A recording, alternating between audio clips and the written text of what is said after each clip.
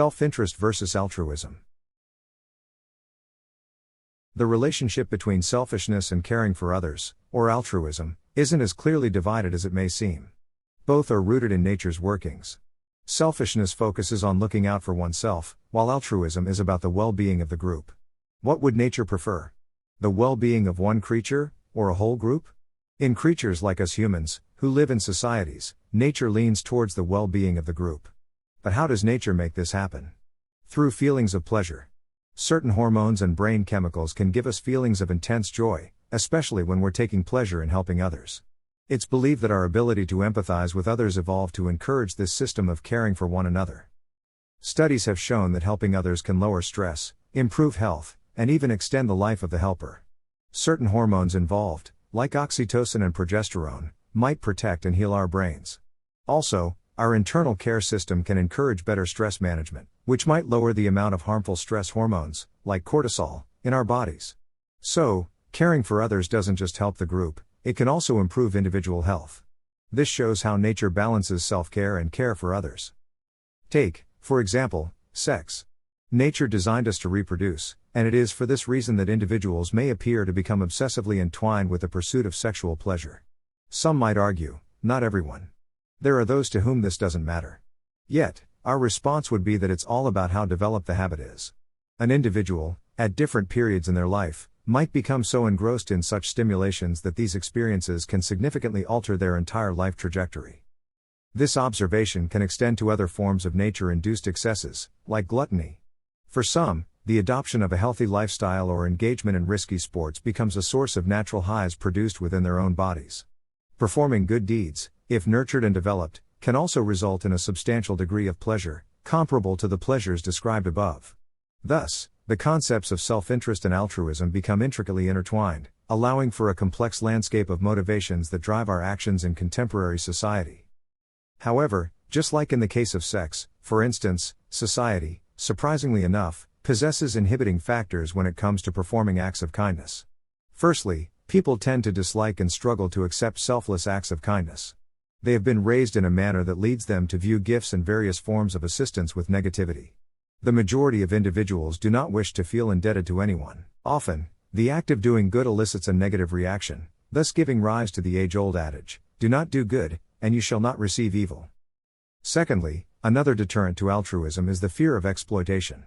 In today's world, where self-interest often reigns supreme, individuals have become wary of being taken advantage of when extending a helping hand. They worry that their acts of goodwill may be met with ingratitude or used as a means to manipulate or control them. This skepticism acts as a shield, guarding against the potential vulnerability that can arise from genuine acts of selflessness. Consequently, the delicate balance between self-interest and altruism is disrupted, creating a discrepancy between the desire to do good and the hesitations born out of societal conditioning and self-preservation. Another group of people that resists those who embark on acts of goodness are individuals who become consumed by envy upon witnessing someone performing a kind deed. Who does he think he is? Acting all saintly. Why do they say such things? Why does it matter to them? Firstly, it is because they intuitively envy the pleasure derived by the doer of good. Secondly, nature, when demanding something from us, always provides both the carrot and the stick. And what is this stick in this case? Conscience. After all, the pangs of conscience are also a psychological process rooted in the biochemistry of the brain.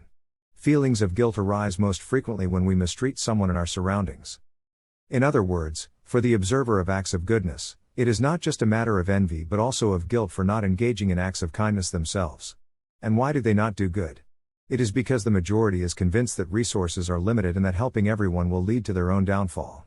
They believe that when they themselves are in need, no one will come to their aid. But let's talk about resources. If we were to share with everyone, keeping only the bare essentials for ourselves, there would be more than enough for everyone. This is with the exception of horrific catastrophic situations, where, even then, it is not guaranteed that there wouldn't be enough if we truly emptied our coffers and untouched reserves. Yet, our minds wrestle with the value we place on material wealth, either suppressing the suffering it brings or justifying it with various arguments. However, if we closely examine practically any individual's life, we will discover acts, often performed in secret, associated with selfless goodness. Sometimes, people even feel embarrassed by their own actions, for their life principles say, "Don't spoil them, give them an inch, and they'll take an L." Nevertheless, they still carry out acts of kindness. Despite the prevailing mindset of self-interest, there remains within us an innate capacity to reach out to others and contribute to their well-being. It is in these small acts of selflessness, hidden beneath layers of societal conditioning, that the potential for bridging the gap between self-interest and altruism lies. As we navigate the complexities of contemporary life, understanding and reconciling these discrepancies become crucial for the cultivation of a more harmonious and compassionate society. Moreover, acts of goodness must be inherently selfless and voluntary. Once self-interest, personal gain, or coercion come into play, the pleasure dissipates. It is essential to teach children, and adults, that performing acts of kindness is a natural human need. We can utilize that moderate, rational cynicism that prevented them from doing good in the first place. Cynicism can be transformed into an invitation: if you want to experience pleasure, do good. If you want to be healthy, active, and find fulfillment in life, once again, do good. Give it a try. Not in the name of ideology or religion, not under duress, but solely in response to the call of the soul. And biology asserts that such a call, to some degree, is present in all individuals because it is evolutionarily advantageous. By embracing the innate inclination towards altruistic acts, individuals can rediscover the joy and satisfaction that arises from selfless actions. Understanding that performing good deeds is not a burden or an obligation, but rather an opportunity for personal growth and fulfillment, can reshape the way we perceive and engage with the world. It is through this genuine, soulful calling to do good that we can harness the evolutionary benefits and tap into the immense potential of human compassion and empathy, fostering a society where self-interest and altruism converge harmoniously for the betterment of all. The essence of most good deeds that we can perform lies in the fact that they require minimal effort or investment from us, while the impact on those we help can be immense, sometimes even life-saving. These acts, along with many others, can fill our lives to the brim. To the extent that we may venture outside our homes with the sole purpose of assisting someone.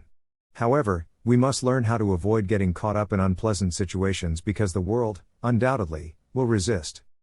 Within an individual, a pleasant anticipation should develop, that soon, I will be able to do something meaningful.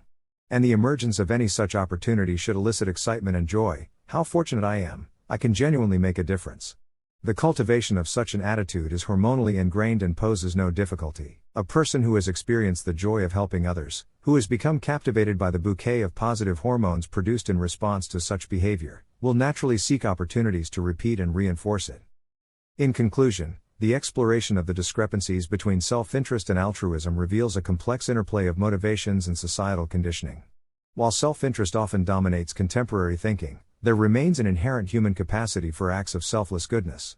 These acts can bring immense pleasure and fulfillment, and they have the potential to positively impact the lives of others in profound ways. However, various factors hinder the expression of altruism. Societal attitudes, such as skepticism, fear of exploitation, and the resistance to accepting selfless acts, can create barriers to the cultivation of a more compassionate and empathetic society. Additionally, the perception of limited resources and the belief that helping others may leave oneself vulnerable contribute to the hesitations in engaging in acts of kindness. Nevertheless, by recognizing the innate human desire to do good and embracing the joy that comes from selfless acts, individuals can bridge the gap between self-interest and altruism. It is through a genuine call to do good, free from external pressures or expectations, that the evolutionary advantages of compassion and empathy can be fully realized. Ultimately, by understanding and navigating these discrepancies, we can create a tapestry of interconnectedness, where self-interest and altruism coexist in harmony, allowing us to collectively contribute to the betterment of our world and the well-being of all its inhabitants.